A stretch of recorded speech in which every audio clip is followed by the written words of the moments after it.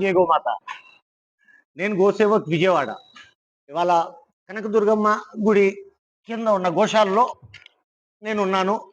ఇవాళ మీ ముందుకు రావడానికి సందర్భం ఏంటంటే, భారతదేశం మొత్తంలో గోసమ్మాన్ ఆహ్వాన్ అభియాన్ అనేది స్టార్ట్ అయింది.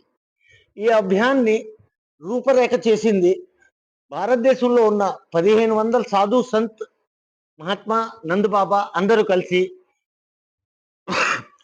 బృందావన్లో 90 రోజుల పాటు దీని మీద చర్చ చేసి ఈ అభియాన్ని రూపురేఖ చేశారు.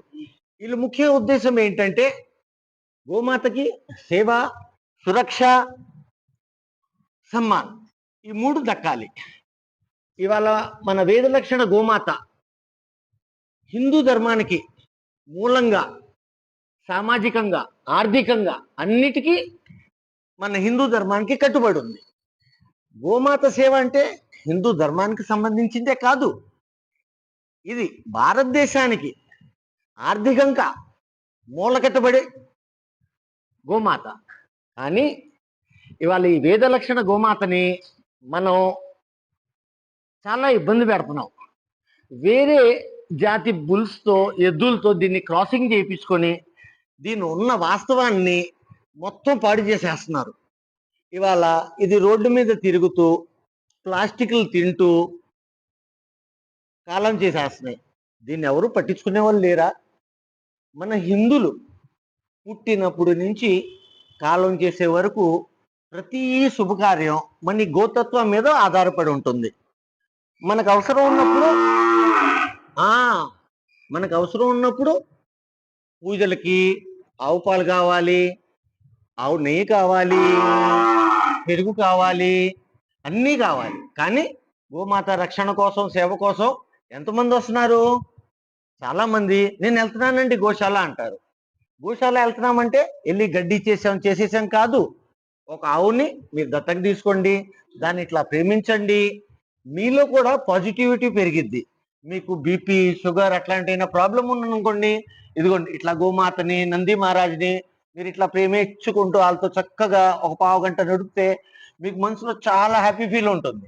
మీ హెల్త్ ఇష్యూస్ కూడా పోతాయి. సరే, ఇవన్నీ మనం పక్కన పెడితే మన గోసమ్మాన్ ఆహ్వాన్ అభియానికి వస్తాం. మొత్తం భారతదేశంలో ఉంది. దీని ముఖ్య ఉద్దేశం గోమాతకి సేవ. సేవ అంటే ఏ రకంగా అవ్వాలండి? పూర్వం ప్రతి గుడికి సంబంధించి భూములు ఉండేవి. దాంట్లో గోమాతకి గోచరణ భూమి కూడా ఉండేది. కానీ ఇప్పుడు జనాలు పెరిగిపోవటం వల్ల ఆ భూమి మీద గవర్నమెంట్ వాళ్ళు టేక్ ఓవర్ చేసుకొని రెసిడెన్షియల్ కట్టించేస్తున్నారు. మీ గురించే చెప్తున్నాను తల్లి. సో ఈ భూములు మళ్ళా సేకరించి గోచరణ భూమి అని ప్రతి గ్రామంలో గోశాల అనేది కట్టాలి. దానికి ఊర్లో వాళ్ళు బాధ్యత తీసుకొని, ఇది మన ధర్మానికి, మనకి అన్ని రకాలుగా మనకు కట్టుబడి ఉంది. నేను హిందువులకే గోమాత కావాలని చెప్పట్లేదు, ఇంకొకరు ఎలాగైనా చేసేస్తున్నారని కూడా మన ఉద్దేశం వద్దు. మన హిందూ ధర్మానికి, మన హిందుస్థాన్కి, మన సృష్టికి, సనాతన ధర్మానికి మూలం గోమాత. ఇది అందరికీ తెలిసిందే, నేనేం స్పెషల్గా మీకేం చెప్పవసరలా. కానీ దాన్ని మీరు మర్చిపోయి మనం బతుకుతున్నాం. చిన్న ఎగ్జాంపుల్ చెప్పాలంటే, మా నాన్నగారి తాతగారి దగ్గరికి వెళ్తాం. ఒక 70-80 సంవత్సరాలు. అప్పుడు కూడా ఈ గోమాత ఉండేది, పక్షులు ఉండేవి, పశువులు ఉండేవి, అన్నీ ఉండేవి. కానీ అది దించే ఎలా ఉండేది మీకు తెలిసిందే. ఇవాళ కూడా అలాగే ఉంది. అప్పుడు మనుషులు ఉండే రకం ఎలా ఉండేది? కొంచెం డిఫరెంట్గా ఉండేది. సభ్యతగా ఉండేవాళ్ళు.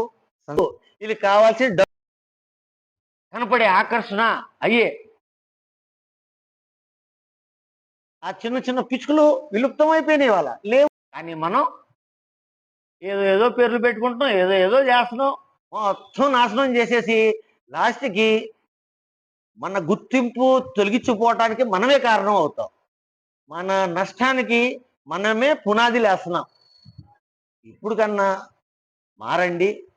ఈ గోసేవ సమ్మాన్, గోసమ్మాన్ ఆహ్వాన్ అభియాన్లో చేరండి.